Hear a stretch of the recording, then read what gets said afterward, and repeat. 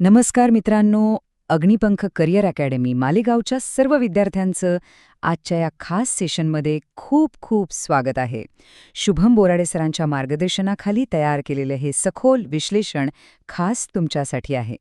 आज आपण एक अशा विषयावर बोलणार आहोत ज्याने विज्ञानाची दिशाच बदलून टाकली. तो विषय म्हणजे रेडिओ ॲक्टिव्हिटी म्हणजेच किरणोत्सारिता.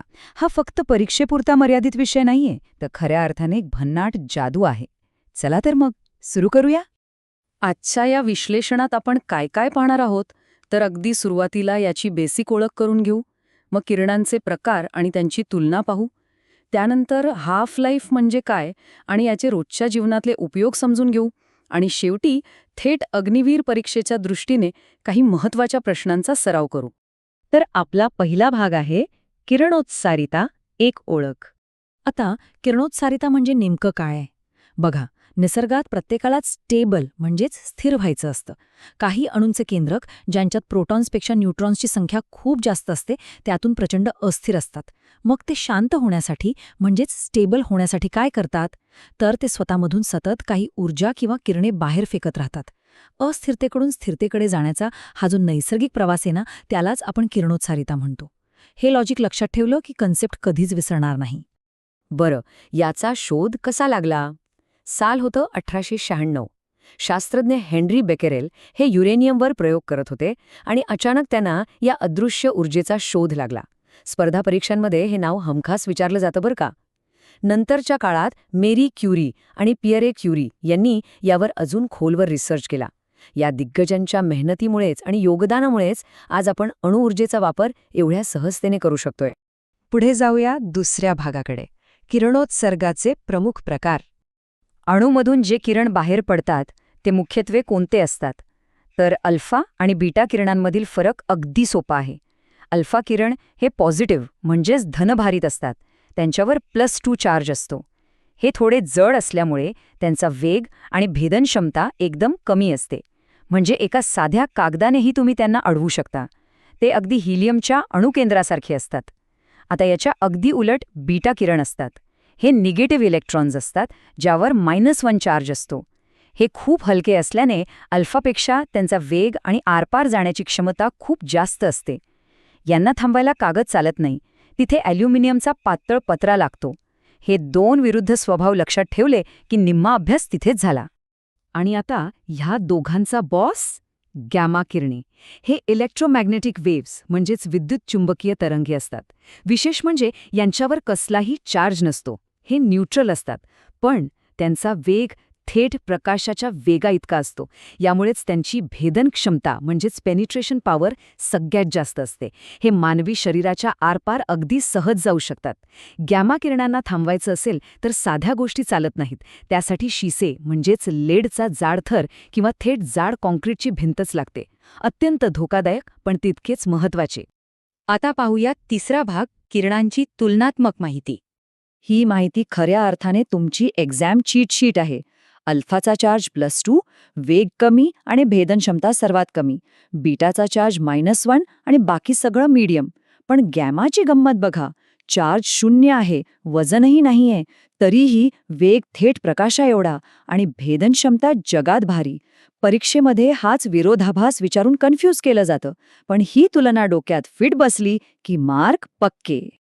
आता वळूया चौथ्या भागाकडे, अर्धायुष्य आणि व्यावहारिक उपयोग. अर्धायुष्य किंवा हाफ लाईफ म्हणजे काय? एकदम सोपं आहे.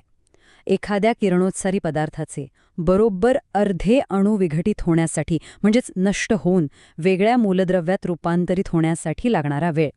विज्ञान आणि तंत्रज्ञानाच्या परीक्षांमध्ये हा हमखास येणारा प्रश्न आहे. एखादा पदार्थ किती काळ ॲक्टिव्ह किंवा धोकादायक राहील यावरूनच ठरतं. हे एका साध्या गणिताने समजावून घेऊ.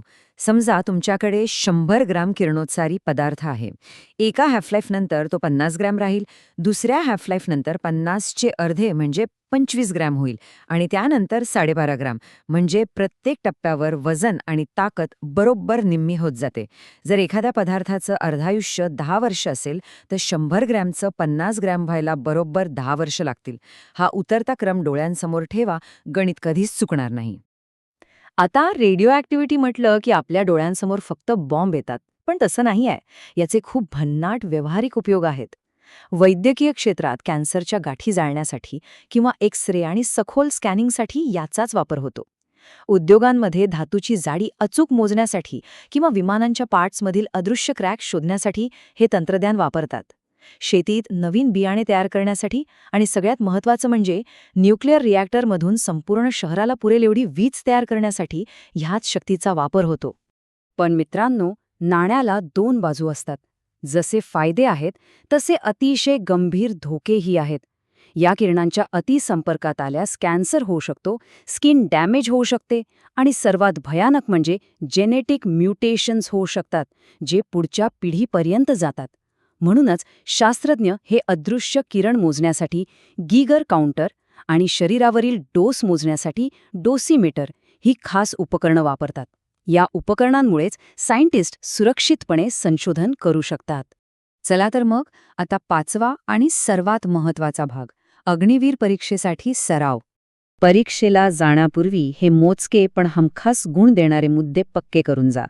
सर्वात कमी भेदनक्षमता अल्फा, सर्वाधिक भेदनक्षमता गॅमा.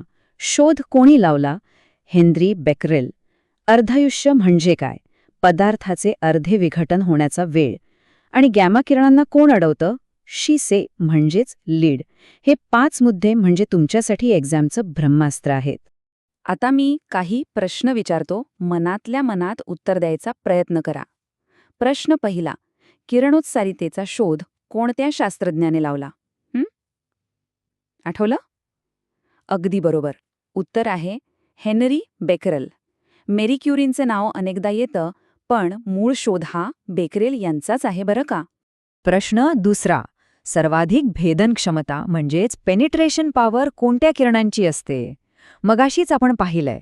उत्तर आहे गॅमा किरणे. प्रकाशाच्या वेगाने जाणारी आणि कोणत्याही अडथळ्याला पार करण्याची क्षमता असणारी ही सगळ्यात पॉवरफुल किरणे आहेत. तिसरा प्रश्न, अल्फा किरणांवर किती विद्युतभार असतो? लक्षात घ्या, अल्फाबद्दल विचारलंय.